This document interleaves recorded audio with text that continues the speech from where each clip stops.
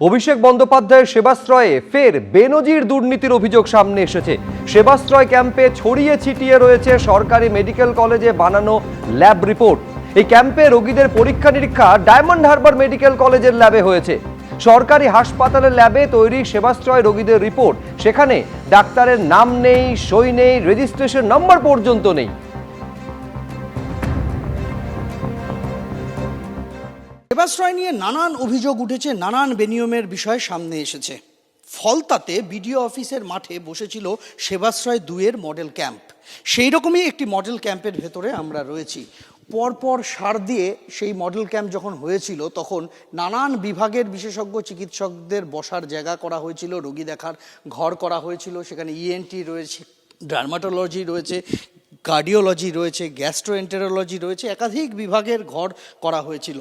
কিন্তু যে ল্যাব বলে যে ঘরের বাইরে লেখা রয়েছে, সেই ঘরের ভেতরে উকি দিলেই চোখ কপালে উঠে যাবে। কেন? তার কারণ ল্যাবের ভেতরে ছড়িয়ে ছিটিয়ে পড়ে রয়েছে যে কাগজগুলো, তার গায়ে কি লেখা রয়েছে?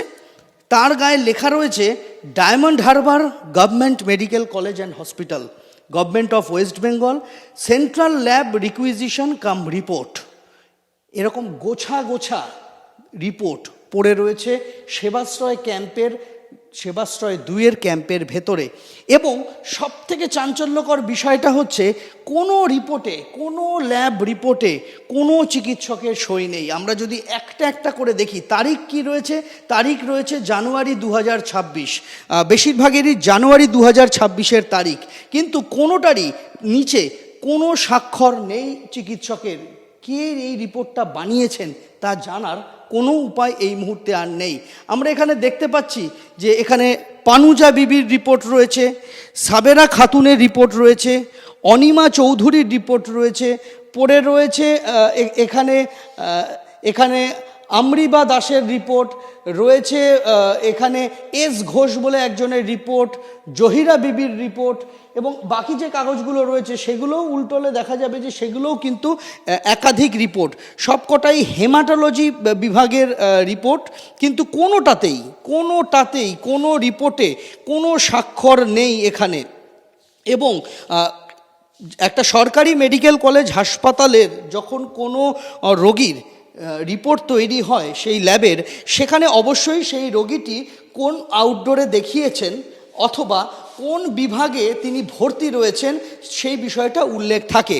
এখানেও রয়েছে, যেহেতু সরকারি মেডিকেল কলেজ হাসপাতাল, তার একটা ছাপানো ফরম্যাট রয়েছে। সেই ফরম্যাটে এখানে লেখা রয়েছে ওপিডি নেম স্ল্যাশ দিয়ে রয়েছে ওয়ার্ড নাম্বার, অর্থাৎ কোন ওয়ার্ড অথবা ওয়ার্ডে রোগী ভর্তি রয়েছেন অথবা কোন ওপিডিতে রোগীকে দেখানো হয়েছে।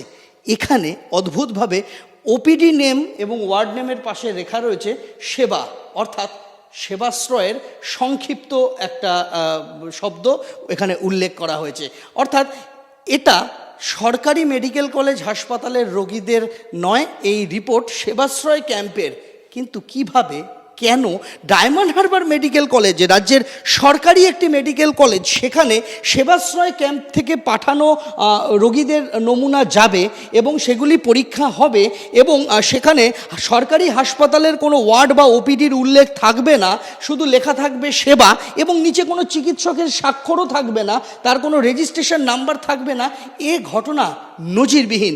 আমরা এখানে দেখতে পাচ্ছি যে সারি সারি রিপোর্ট পড়ে রয়েছে, প্রত্যেকটার গায়ে ওয়ার্ড এবং ওপিডি হিসেবে লেখা রয়েছে সেবা, প্রত্যেকটাই লেখা রয়েছে Diamond Harbour government medical college হাসপাতাল, এবং রোগীদের নাম রয়েছে, তার রিপোর্ট, রক্তের রিপোর্ট কি এসেছে সেই বিষয়টা উল্লেখ রয়েছে। কিন্তু কোথাও কোনো চিকিৎসকের স্বাক্ষর নেই এতগুলি কাগজের মধ্যে একটিতেও। এটাই ডায়মন্ড হারবার মেডিকেল কলেজের ভূমিকা নিয়ে প্রশ্ন তুলে দিচ্ছে যে তাদেরকে এ কাজ করতে বাধ্য কারা করেছিল, এবং তারা কি সরকারের থেকে অনুমতি নিয়ে তারপর সেবাশ্রয়ের রোগীদের এই রিপোর্ট তৈরি করেছিলেন? যদি তারা সে কাজ করে থাকেন, তাহলে রিপোর্টে কেন চিকিৎসকের নাম নেই, চিকিৎসকের স্বাক্ষর নেই, চিকিৎসকের রেজিস্ট্রেশন নাম্বার নেই? কেন একটা মেডিকেল ক্যাম্প থেকে যাওয়া রোগীদের নামের পাশে ওয়ার্ডের জায়গায় শুধু সেবা উল্লেখ করে দেওয়া হলো? এই প্রশ্নগুলোর উত্তর কিন্তু এখনও পাওয়া যায়নি। স্বাস্থ্য ভবন গোটা ঘটনাটার তদন্ত করছে এবং দেখা হচ্ছে কোন চিকিৎসক এই কাজ করেছেন এবং সেই চিকিৎসককে এই কাজ করতে বাধ্য করা হয়েছিল কিনা এবং তিনি কার অনুমতিতে এই কাজটা করেছেন। এই সেবাশ্রয় নিয়ে গতকালই বিধানসভায় দাঁড়িয়ে অভিষেক বন্দ্যোপাধ্যায়কে চরম হুঁশিয়ারি দিয়েছিলেন মুখ্যমন্ত্রী শুভেন্দু অধিকারী। বড় স্ক্যাম সামনে এসেছে এবং কাউকে ছাড়া হবে না। একাধিক থানায় অভিযোগ দায়ের হয়েছে। সেবাশ্রয় ক্যাম্পে শিশু মহিলার অঙ্গহানি হয়েছে। মেডিকেল কলেজের পড়ুয়াদের দিয়ে চিকিৎসা করানো হয়েছে। এটা খুনের মামলা, কেউ বাঁচাতে পারবে না। কি বলেছিলেন মুখ্যমন্ত্রী শোনাবো। একটি বড় স্ক্যাম সামনে এসেছে, ভাইপোর সেবাশ্রয় ক্যাম্পে স্ক্যাম। ইতিমধ্যে আমাদের বিষ্ণুপুর পিএসএ একাধিক কেস আমাদের ফাইল হয়েছে, এফআইআর। এই চিটিংবাজটা দেখুন, বাচ্চাটার হাত গেছে, দেখুন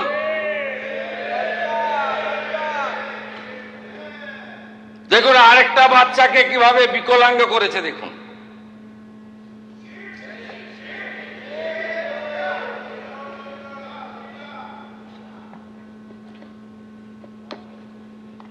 এই দিদির পাটা গেছে দেখুন।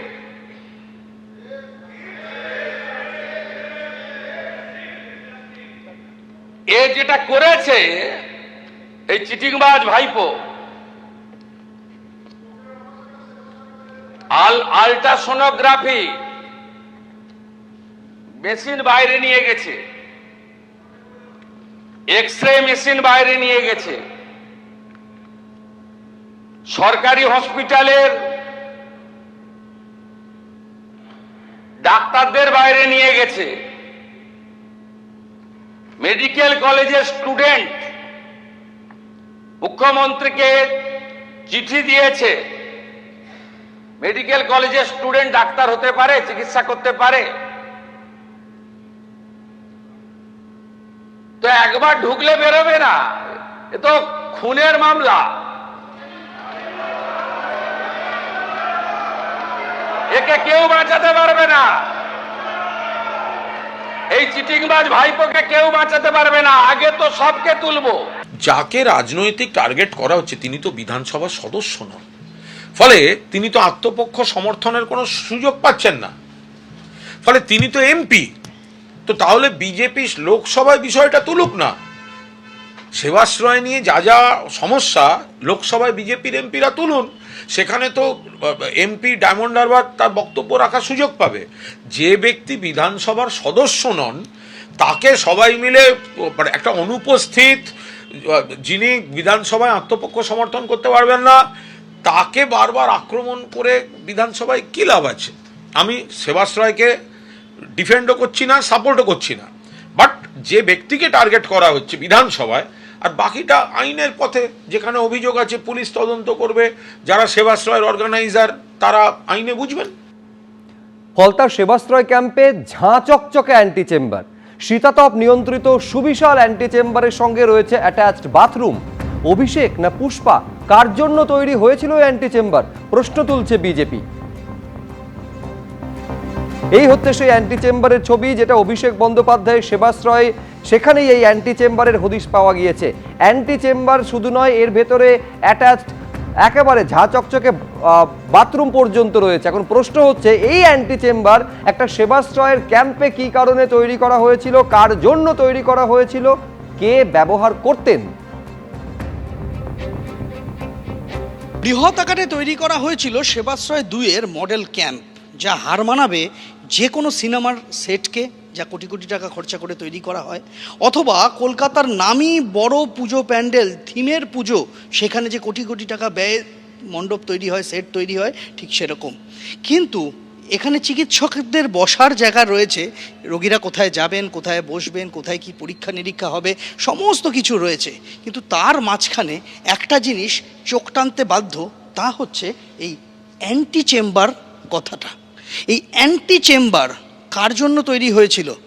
চিকিৎসকেরা চেম্বারে বসেন রোগী দেখতে, রোগীরা সেখানে যান, কিন্তু সেটা অ্যান্টি চেম্বার নয়। সেবাশ্রয় 2-এর যে ক্যাম্প, সেই সেবাশ্রয় 2-এর ক্যাম্পে এসে এই অ্যান্টি চেম্বারের দেখা পাওয়া গেল। এই অ্যান্টি চেম্বারের ভেতরে কি আছে চলুন একবার দেখা যাক। এই অ্যান্টি চেম্বার একেবারে শীততাপ নিয়ন্ত্রিত একটা ঘর তৈরি করা হয়েছিল, যেখানে সুন্দরভাবে সাজানো গোছানো পুরোটা। এখানে আমরা দেখতে পাচ্ছি হয়তোবা এখানে কোনো টেলিভিশন সেট ছিল, তার ব্যবস্থা করা রয়েছে। এখানে একেবারে সুদৃশ্য ঘর, এখানে ফল সিলিং করে দেওয়া রয়েছে আলাদা করে। ঘরের মধ্যে যদিও এখনও এই মুহূর্তে কোনো আসবাব নেই, হয়তো ছিল সে সময়, কিন্তু এই অ্যান্টি চেম্বার কী প্রয়োজনে তৈরি করা হয়েছিল তার কোনো উত্তর কিন্তু পাওয়া যায়নি। আমরা দেখতে পাচ্ছি অ্যান্টি চেম্বার লাগোয়া একটা শৌচাগার রয়েছে, স্বাভাবিকভাবেই সেটা রোগীদের ব্যবহারের জন্য নয়। আমরা এখানে দেখতে পাচ্ছি যে একেবারে সুদৃশ্য শৌচাগার বানানো রয়েছিল অ্যান্টি চেম্বারের লাগোয়া। কিন্তু একটা মেডিকেল ক্যাম্পে এই অ্যান্টি চেম্বার কিসের প্রয়োজনে বানানো হয়েছিল, কারাই বা এই চেম্বার ব্যবহার করেছিলেন, কাদের জন্য এই চেম্বারের ঘরের দরজা খোলা হতো, কারা ঢুকতেন, কতক্ষণ থাকতেন, এসব প্রশ্নের কিন্তু কোনো উত্তর এই মুহূর্তে পাওয়ার কোনো জায়গা নেই। শুধু জলজল করছে লেখাটা অ্যান্টি চেম্বার, যেখানে অন্য আর 5টা বিভাগের নাম রয়েছে, বিভাগ রয়েছে, রোগী দেখার জায়গা রয়েছে, আর সব শেষ ঘরটা অ্যান্টি চেম্বার। এই অ্যান্টি চেম্বার কার নির্দেশে তৈরি করা হয়েছিল, কে বানিয়েছিলেন, তার কোনো উত্তর অবশ্যই তদন্তকারীরা ভবিষ্যতে খুঁজে পান কিনা সেদিকে নজর রাখতে হবে। অ্যান্টি চেম্বার কেন আমি তো এটা বলতে পারছি না। এটা সেই হাসিনা নাকি ওই আয়না ঘর ছিল, সেই টাইপের কিছু আর কি। কোনো অবৈধ কাজকর্ম হতো কিনা সেটা তদন্ত করলেই বোঝা যাবে। এবং সেখানে কি কি টেবিল চেয়ার পেয়েছেন, খাট পেয়েছেন কি? তো আমার মনে হচ্ছে যে আমি তো এখনো পর্যন্ত কোনো ক্যাম্পে এই টাইপের কোনো দেখিনি যে অ্যান্টি চেম্বার। আর আপনি যে মেডিকেলে যে সমস্ত ল্যাব রিপোর্টগুলো পেয়েছেন তাতে যে ডাক্তারের সই নেই, এইটা তদন্তকারী সংস্থা দেখা উচিত যে ডায়মন্ড হসপিটাল থেকে এই কাগজগুলোকে পাঠানো হতো এবং যে সমস্ত লোকেরা আসতো তাদের নাম এবং ফলস রিপোর্ট দেখিয়ে নিচের তলাটা শুধুমাত্র ডায়মন্ড কলেজের ল্যাব টেকনিশিয়ানের সিগনেচার জন্য রেখে দেওয়া হতো কিনা। অর্থাৎ হসপিটাল থেকে ব্লাড কিটগুলো এবং বিভিন্ন যে ল্যাবের যে মেটেরিয়ালসগুলো সেগুলো বিক্রির কোনো চক্র আছে কিনা, যে এই রিপোর্টগুলো সেখানে দেখিয়ে দিত যে পেশেন্ট এসেছিল হসপিটালে, অথচ একটা কোটি কোটি টাকার একটা মেটেরিয়ালস এবং যে সমস্ত ল্যাব কিট সেগুলো সব বিক্রির করা হতো কিনা, এটাও তদন্তের আওতায় আনা প্রয়োজন। এবং প্রাথমিকভাবে সিএমএইচ 2 সিএমএইচ একজন তো প্রমোশন পেয়ে গেছেন, এদের দুজনকে অবশ্যই তদন্তের আওতায় আনা উচিত। আমি জানি না যে সেবাশ্রয় এত বড় একটা দুর্নীতির পরেও সিএমএইচ কী করে প্রমোশন পেলেন। ফলতায় শিবাশ্রয় ক্যাম্পে একের পর এক বেনিয়ম ধরা পড়েছে। একেবারে ক্যাম্পের ভিতরে গিয়ে দেখা গেল মাটিতে পড়ে রয়েছে chest x-ray plate. Chest x-ray plate রয়েছে, কিন্তু তার সঙ্গে কোনো রিপোর্ট দেওয়া হয়নি। দেখুন, এ যেন রোগীদের নিয়ে রীতিমতো ছেলে খেলা করা।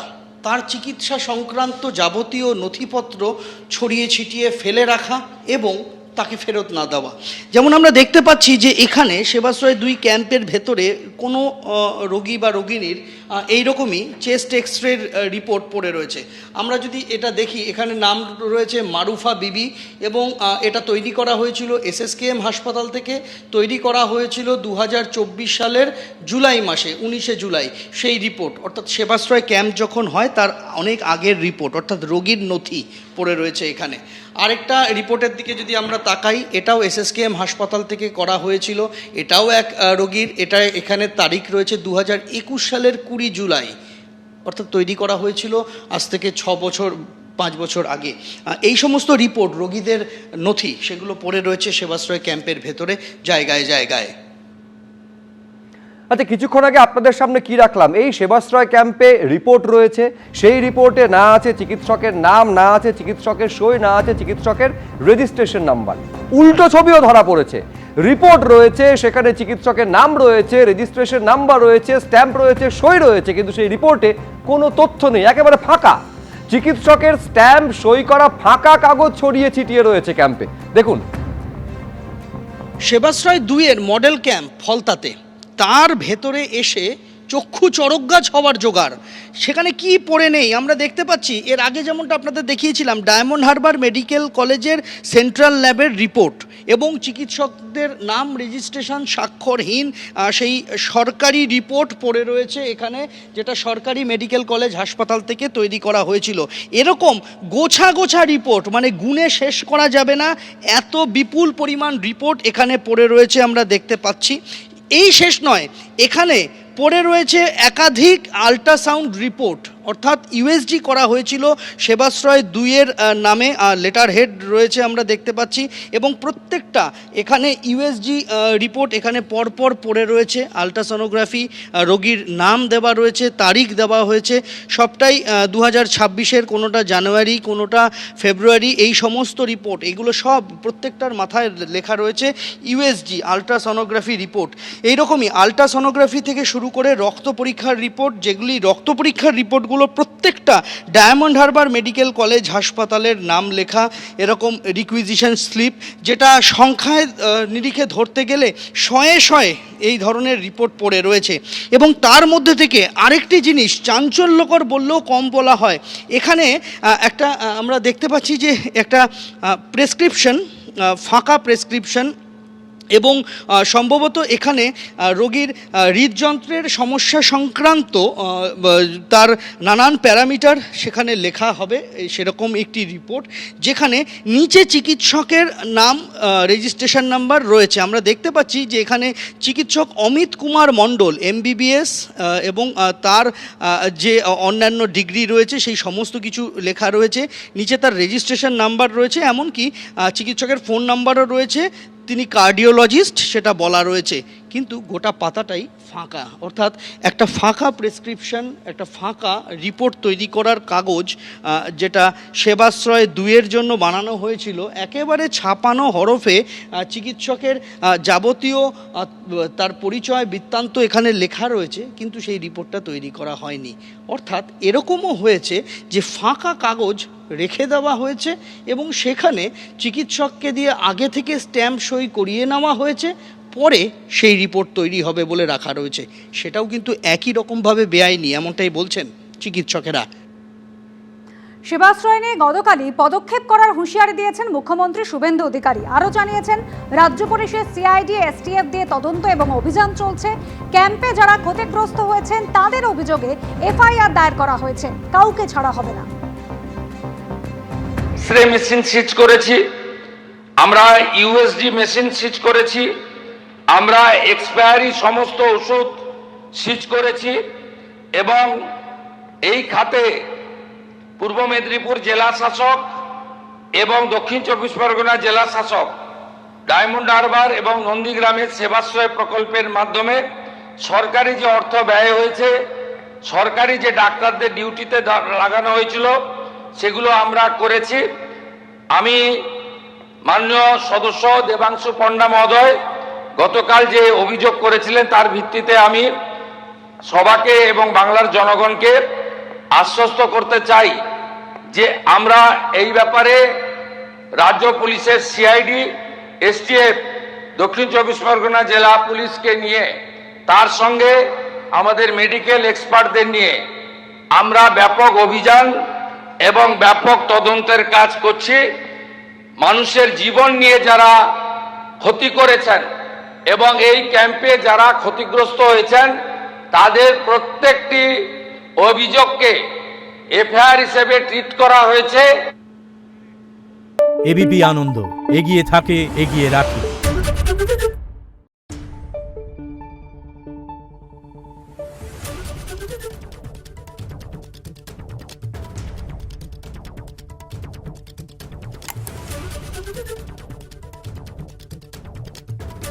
Thank you.